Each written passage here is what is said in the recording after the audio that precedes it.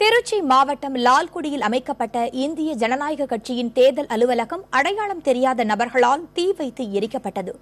இதை கண்டித்து ஐஜேகே மற்றும் பாரதிய ஜனதா கட்சியினர் சாலை மறியலில் ஈடுபட்டனர். கடந்த 18ஆம் தேதி பூவாளூர் சாலையில் ஐஜேகேவின் தேர்தல் அலுவலகம் அக்கட்சியின் நிறுவனர் பாரிவேந்தரால் திறந்து வைக்கப்பட்டது.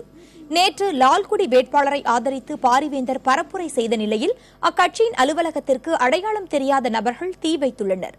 இதில் 10,000 ரூபாய் மதிப்புள்ள நாற்காலிகள், மேசைகள் உள்ளிட்டவைகள் எரிந்து சாம்பலாயின. இச்சம்பவத்தை கண்டித்தும் தீ வைத்தவர்களை கைது செய்ய கோரியும் திருச்சி சிதம்பரம் சாலையில் மறியலில் ஈடுபட்டோரை காவல்துறையினர் சமாதானம் செய்தனர்.